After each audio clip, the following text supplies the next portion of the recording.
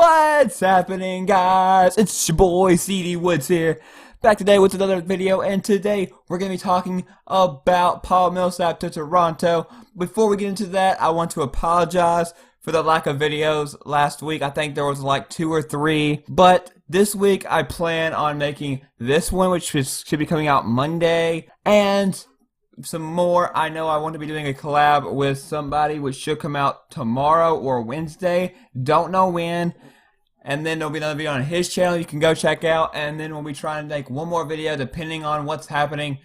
But we're going to start with this one today. So let's get into it.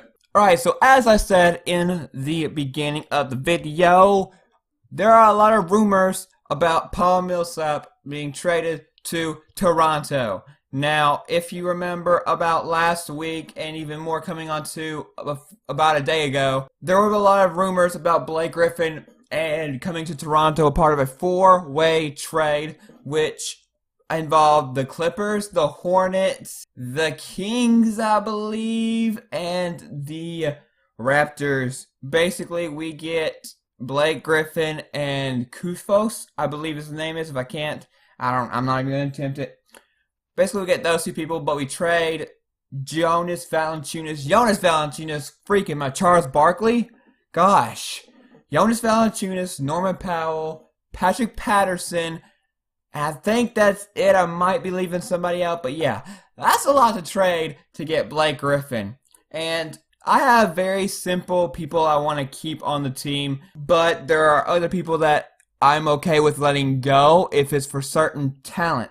Some of the people I don't want to be traded at all is Kyle Lowry, obvious reasons. DeMar DeRozan, even more obvious reasons. Jonas Valanciunas, because he was the best performing center in the playoffs last year, and was a top 5 center, or a top 5 player in PER, player efficiency rating, last year in the playoffs. So I believe he's going to be one of the best big men in the playoffs this year, is coming up season. And Norman Powell, who I believe can win 6th Man of the Year. And his contract is probably the best in the league, with him being able to defend and score and only getting paid around $600,000. And as you can see from the trade, 2 of the people that I don't want to be traded were traded. But at the time I was like, you know what? If we're getting Blake Griffin performing a big 3, I mean, it's alright, because we will still have Jakob Poeltl and Lucas Nogueira. One of them would become starting center, and I'm pretty sure Masai would have a plan. We still have Corey Joseph, and then Jared Sullinger would be the backup. We'd also have Pascal Siakam, so we'd still have a bunch of bench depth. But still, the more the better, in my opinion. And right now, we have tons of it, and this trade with Paul Millsap is looking at more of a Terrence Ross, Patrick Patterson, and a first-round draft pick. That's not a lot to give up, but he only has a 1-year deal, I believe, just like Blake Griffin. Only Blake Griffin has a player option, but we're not giving up a lot. Patrick Patterson is also going to be going into free agency next year. The only guy we're really giving up is Terrence Ross in the trade, and he's been not abused. He has been called out upon being one of the most inconsistent players in the league, and if he wasn't, he'd be a star. I've already told you what the trade is. So basically, we get Paul Millsap, we get Patrick Patterson, Terrence Ross, and a first-round draft pick. It's a late-round draft pick because where we are at and where we would be if we got Paul Millsap. And really, we're only trading Terrence Ross. And who knows, we could get Patrick Patterson back next year because he's going into free agency and be like, yo, we want him back. We're losing Paul Millsap. So I want you back, Patrick Patterson. Let go out again. Let go. Yeah.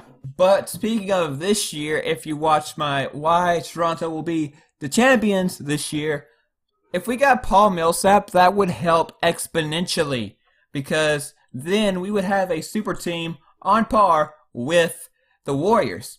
We could even be considered better than the Warriors because we have 5 players and not just 4.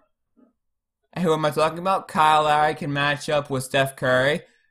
DeRozan will match up with Klay Thompson. Now, I get it. Klay Thompson and Steph Curry are a bit better at three-point shooting and probably scoring than Kyle Lowry and DeRozan. But we're getting off track here.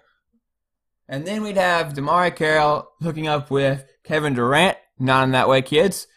But yeah, I mean, we didn't really see what DeMar Carroll could do last year because he was injured. And when he came in the playoffs, he wasn't playoff ready. I mean, you miss out on 56 games, and you come in at the end of the season, you're not really doing anything. You're not going to be playoff ready as if you were playing more than 40 games, especially at the end of the season, because you want to get a warm-up before you go into the playoffs. DeMar Carroll never had that, and you can see it from his playoff performance last year and his playoff performance this year.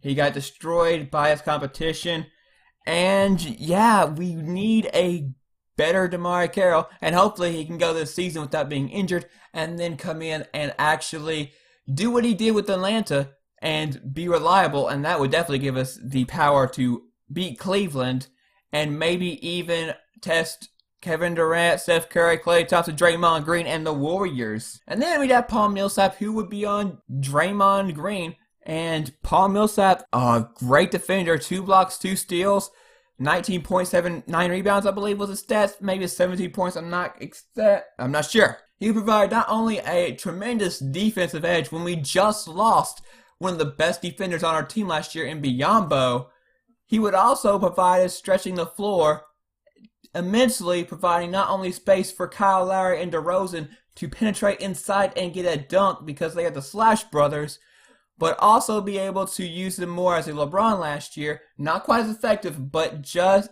really good.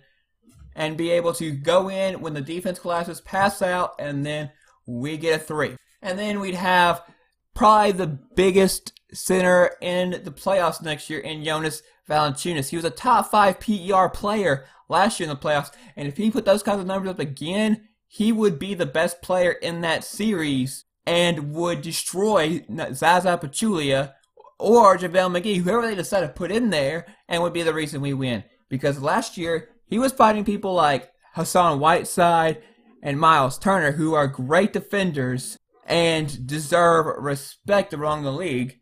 And Zaza Pachulia is no Hassan Whiteside. He is not even close. He is no Miles Turner.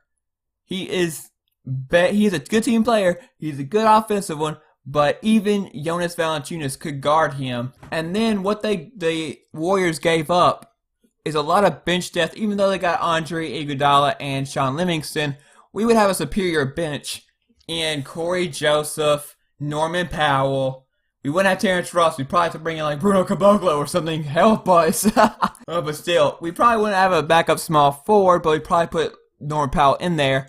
I mean, and Daylon Wright is a great offensive point guard in his own right. We'd have Jaron Solinger as a backup, and then we'd have Lucas Nogueira or Jakob Poeltl. Probably Jakob Poeltl, and he is a great center and would still provide better options than Zaza Pachulia starting. So this is kind of a ramble on from that video, the trading ones and the 2016 Toronto Raptors. And I probably get that you might sense that. And it kind of is. Because if this trade happens, we will become one of the best teams next year. We will more than likely easily win over 60 games. We could probably even go 65 games. But yeah, as long as injuries don't hurt us, we would still be a 60-plus, 65-plus win team. And we would more than likely go to the finals. If not, that Cleveland series would be so close. We'd provide a lot more attention than we did last year. And we would be able to attract the big free agents as long as, Kyle Lowry doesn't try and demand max, which he might. But still, this is not about next year's free agency. This is about this year's NBA championship run. And getting Paul Millsap might be the key. He will require a bit of money, but still, if we can get him, it would probably be worth it as we'll be holding the Larry O'Brien Trophy next year. So I hope this video was worth the wait. If it was, hit like, comment down below what you want to see in the next video. And subscribe if you're new. We're getting a bunch of support on this channel, and I really appreciate that, guys. Thank you so much. But if you're still new and you're not sure, why don't you go ahead and hit that subscribe button. It really means a lot. You can be part of the greatest 2K community, the greatest sports community. Totally not biased on that point either. And I'd be really happy to have you a part of this community. Anyway, guys, I will see you in the next video. Be prepared for that collab with TT the Comeback Kid. tomorrow, I believe, tomorrow, Wednesday, we will be talking about the top 10 players of the East in our respective opinions. So be sure to catch that and then go on his channel and watch the top 10 West players again in our opinions. And be sure to go and subscribe to him. I will leave a link to his channel down in the description of this video and in the next one. So please go ahead and subscribe to him. And I will catch you guys in the next video.